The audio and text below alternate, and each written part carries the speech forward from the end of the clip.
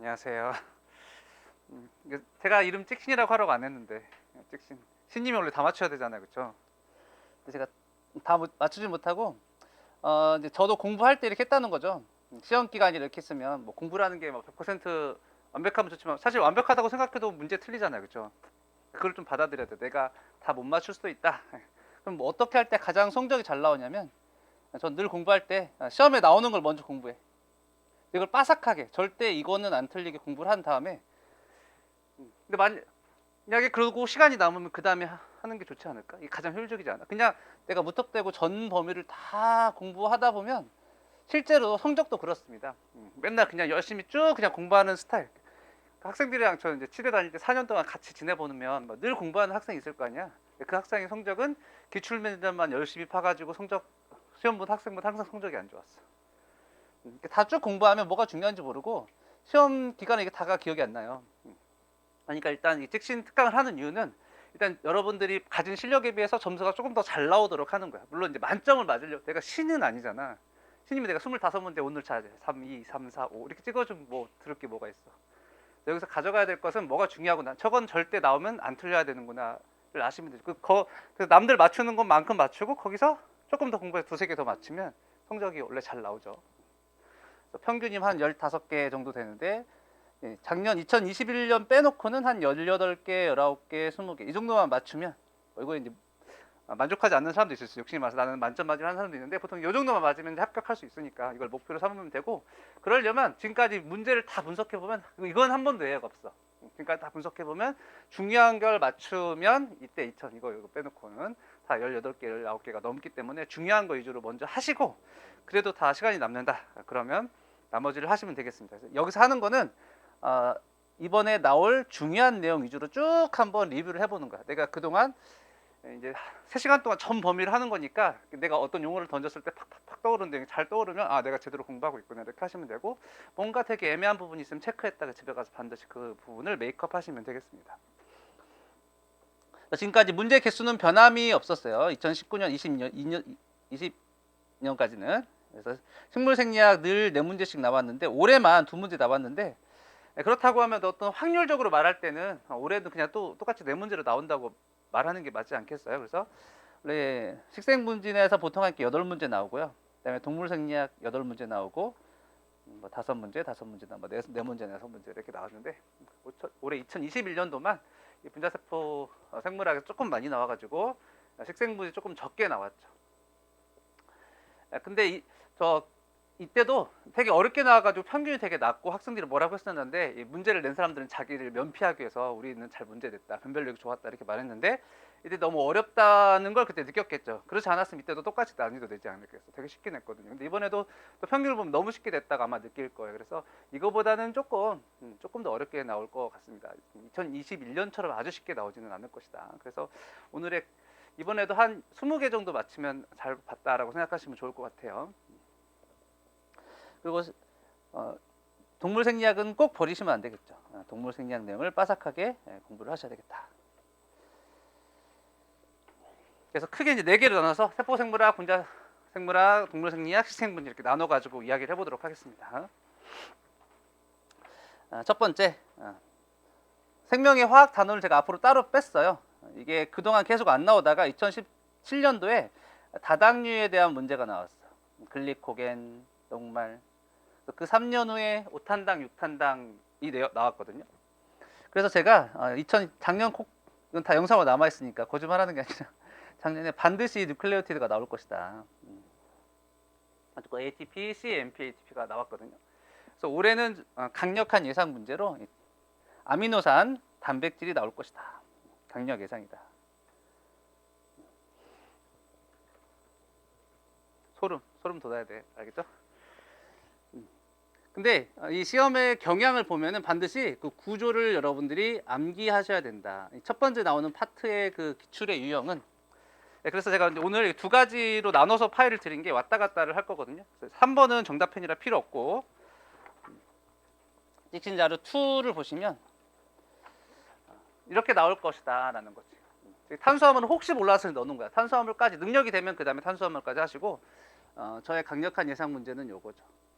그럼 여러분들 자 구조가 나왔을 때 나는 20개 아미노산을 구분할 수 있어? 그러니까 기출을 분석했다면 그거가 지금 사실은 되어 있어야 돼. 그게 안 돼 있기 때문에 지금 수업을 듣는 거겠죠. 20개 아미노산 나왔을 때 이 구조, 시험 지금까지 기출 문제 보면 이 구조가 나오고 얘가 어떤 형태 아미노산인지 묻는 문제가 나왔기 때문에 다 해두시면 되는데, 그러면 20개 너무 많지 않나요? 그래, 너무 많은 것 같아. 그렇죠? 그래서 무극성 아미노산에서는 이 페닐링을 가지고 있는 애들, 트립토판이나 페닐알라닌이나 이런 애들이 나올 거고, 그다음에 작용기에서 플러스를 띈 대로 히아리, 히아리 중에서 이제 히스틴 같은 경우는 이미다졸 링을 가지고 있는 애로 기억해 두시면 돼요. 다 플러스를 가지고 있죠. 그 다음에 아마 저는 리신이 나올 가능성이 높다고 생각해요. 또 이걸 내면은 보기에 뭐 뉴클레오즘을 구성하는 아미노산이라든지 뭐 N말단, 뉴클레오즘의 N말단 꼬리를 구성하는 아미노산, 여러 가지 보기를 낼 수 있기 때문에 중요한 게 나올 것이다. 일자로 쭉 돼 있으면서 이 플러스를 가지고 있는 애가 리신이다, 이런 것들을 외워두시면 되겠죠. 마이너스를 띄는 애, 카르복실, 알기의 카르복실을 가지는 아스파르트산이랑 글루탐산. 그러니까 사람마다 다를 거야. 이거 다 이미 알고 있는 사람은 할 건데, 저라면 나는 마이너스 먼저 보고 그 다음에 탄소 개수를 셀 거야. 탄소 개수가 4개면 아스파르트산, 5개면 글루탐산, 이렇게 할 것 같아.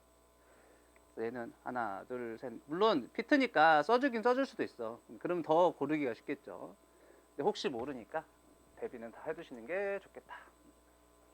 자, 그래서 글루타민, 이제 여기에 카르복시기의 이 자리에 이제 아미노기가 들어가 있는 애들은 다 아민 계열입니다. 그래서 4개면서 아민기가 들어가 있으면 아스파라긴이 되는 거고, 아스파르트산, 글루탐산은 탄소가 5개인데 5개의 이 자리에 아민기가 전달돼 있으면 글루타민이에요. 근데 제 소견으로는 이 아민 계열은 시험에 안 나올 가능성이 높다고 생각해요.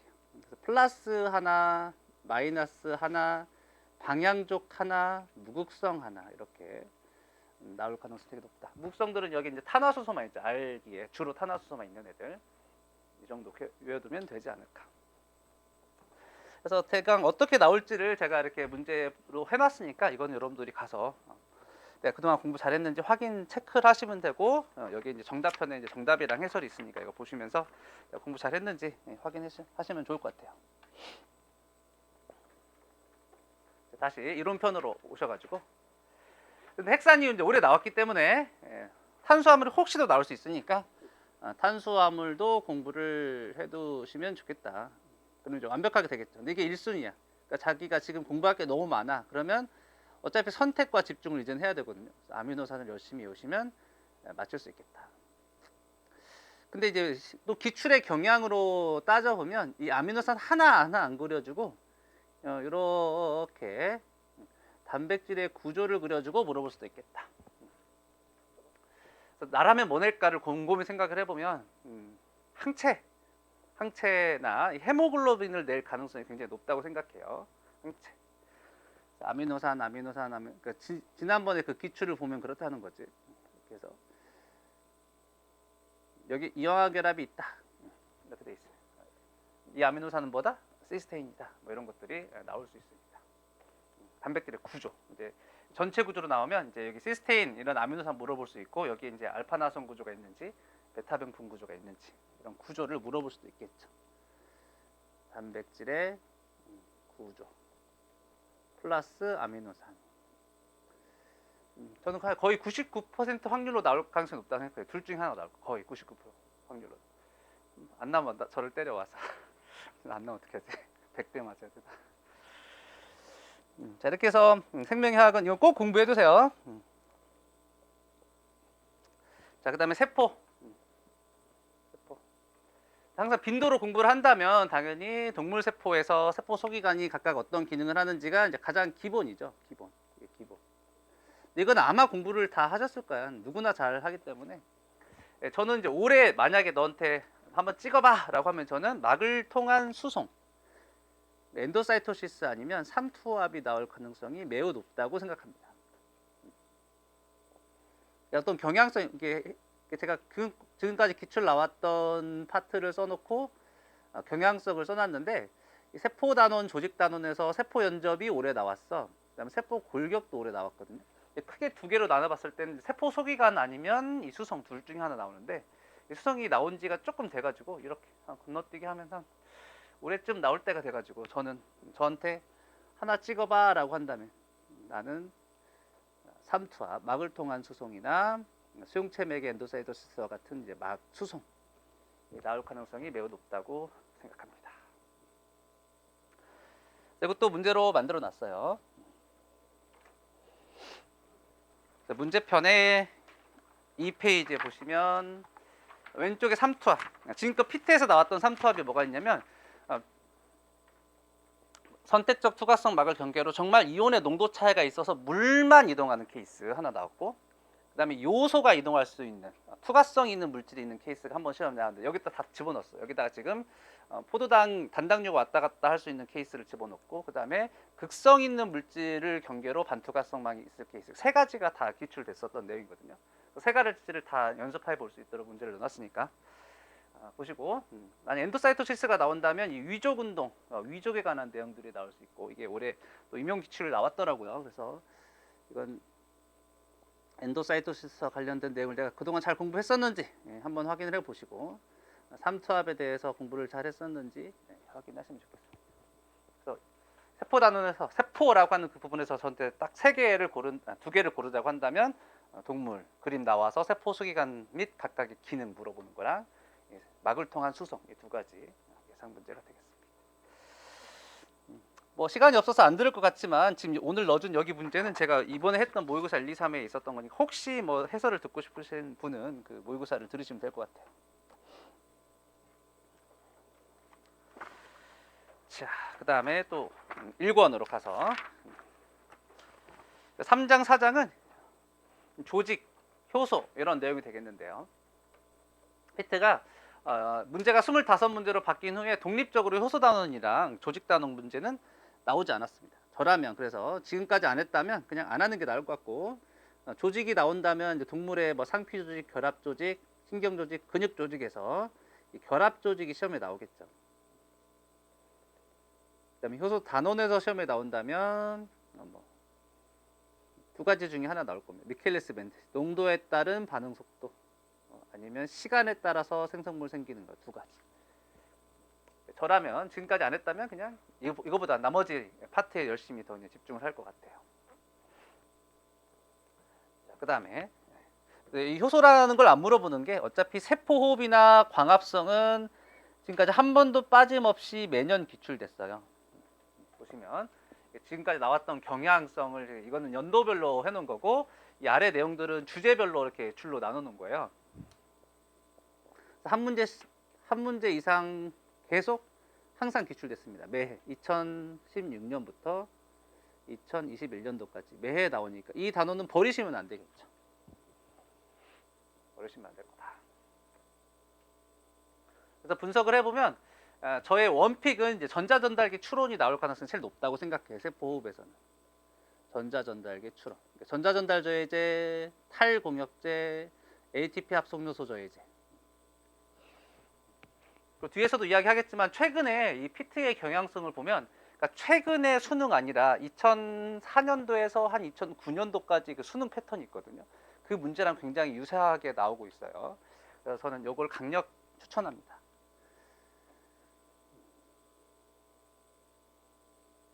실제로도 지금까지 나온 기출문제의 상당 부분이 전자전달계 추론과 관련된 주제별로 하면, 근데 이게 최근 3년 동안 지금 안 나오고 있죠.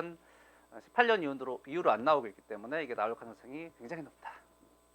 제가 작년에 발효를 되게 강력하게 뽑았는데 이번에 발효가 나왔기 때문에 발효 안 나올 것 같고, 혹시 미쳐가지고 해당 과정을 낸다고 한다면 전 헥소키나제, 글루코키나제를 비교하는 거 두 번째 픽이 되겠습니다. 이건 문제가 워낙 많아서 그 기출 문제만 열심히 하면 되지만, 이것도 제가 뭐 혹시나 몰라서 문제에 넣어놨으니까 문제편 3페이지 보시면 이게 글루코키나제하고 헥소키나제를 비교하는 이런 문제. MD는 기출됐고 원래 시험의 모듈이야.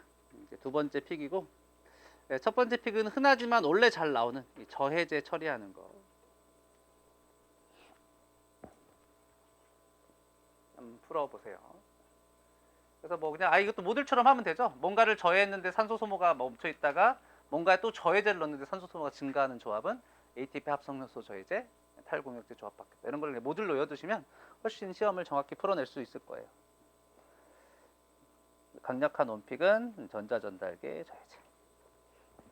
두 개 조합하는 거. ATP 합성 요소랑 탈공역제 같이 집어넣는 조합이 나올 가능성이 매우 높다고 생각합니다.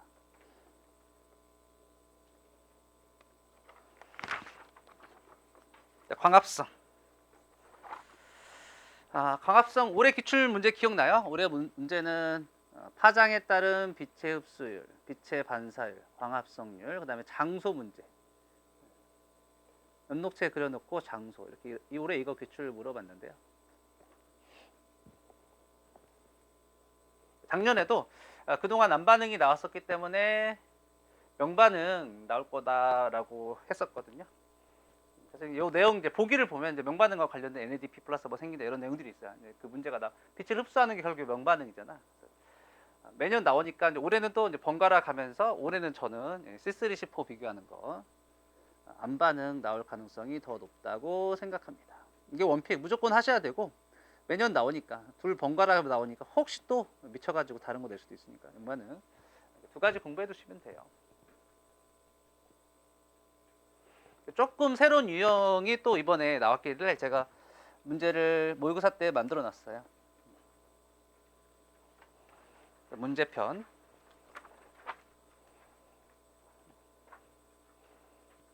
4페이지에 14번이라고 되어 있는 거 새로운 패턴으로 C3C4에 대한 질문 던져봤어요. 안반응을 물어볼 때 그냥 C3 반응의 자체의 안반응을 물어보기도 하는데 근데 이것도 수능 패턴으로 잘 물어보죠. 수능 패턴 매년 나옵니다. PT 기출 풀어봤죠? RUBP, PGA, 글리세랄드 3인산. 빛을 막으면 PGA가 축적된다. CO2를 막으면 RUBP가 축적된다. 요 모듈. 그냥 C3만 낼 때는 요걸 자주 내고요.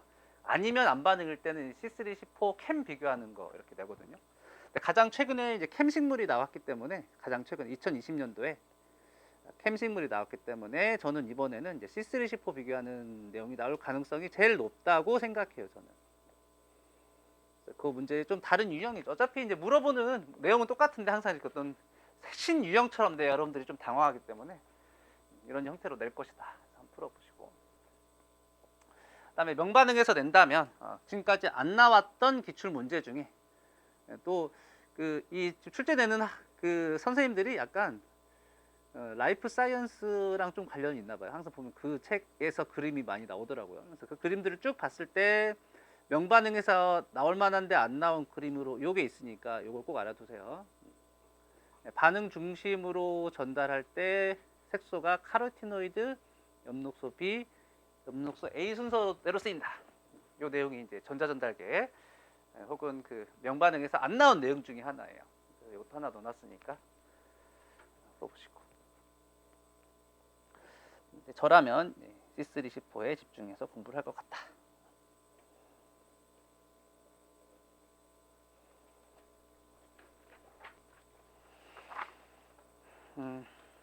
시도 전달은 안 나올 가능성이 높다고 생각해요. 단일 문제로 안 나오고 어차피 이거를 어디서 많이 물어보냐면 호르몬이나 아니면 식물 호르몬에서 많이 물어볼 수 있기 때문에 독립된 주제로 안 나왔는데 올해 또 나왔기 때문에 저는 이 단원 혼자는 안 나올 거라 생각합니다. 올해 에피네프린은 막에 있는 DPCL이랑 결합한다. 코티솔은 세포질 수용체랑 결합한다. 이런 내용들이 기출됐거든요. 그래서 저라면 이걸 따로 그냥 여기서 뭐 공부할 건 없다고 생각합니다. 근데 보통 이제 추론으로 많이 내는데 이 식물 호르몬 추론 나뉘는데 이제 앞 단계가 뒷 단계를 촉진하고 그 B가 C를 억제한다 이렇게 했을 때 B를 내가 활성화시키면 C는 어떻게 되죠? 억제된다. 뭐 이런 거 다 알려주고 촉진시키면 B가 촉진되면 C를 억제하니까 C가 억제된다. 이런 추론 개념만 가지고 있으면 다 풀 수 있다. 이거 한번 연습해 보시라고. 그 다음에 예전에 나왔던 NO에 의한 혈관 확장. NO에서 뭐 CGMP가 만들어져 가지고 평활근이 이완돼 가지고 혈관 확장에 관련된 내용들 같이 제가 넣어놨어요. 문제편에 6페이지의 왼쪽 19번이라고 되어 있는 거 한번 풀어보시고 풀 수 있으면 내가 신호 전달에 대한 개념은 탑재되어 있구나.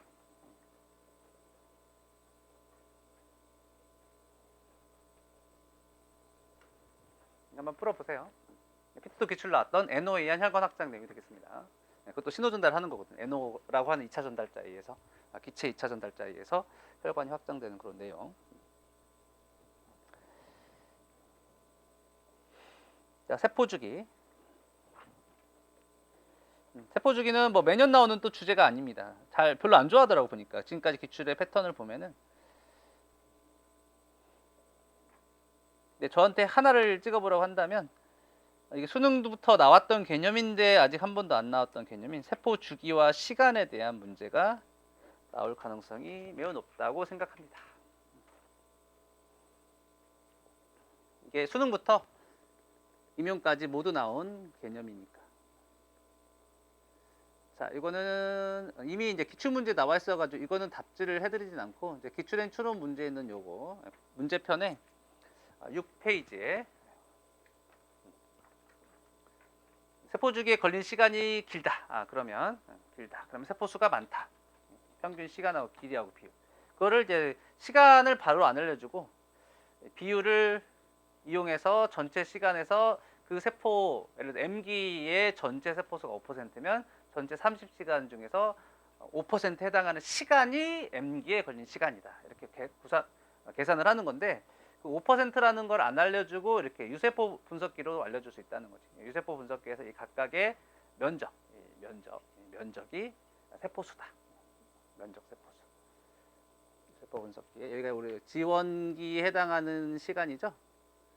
지원기에 해당하는 세포 수의 비율을 찾아서 걔가 전체 시간의 그 비율대로 지원기에 걸리는 시간이다. 이렇게 문제 모듈인데 여기 아직 안 나왔고 이게 어느 정도 심플하고 문제를 낼 만해서 올해 강력한 예상 문제 나온다면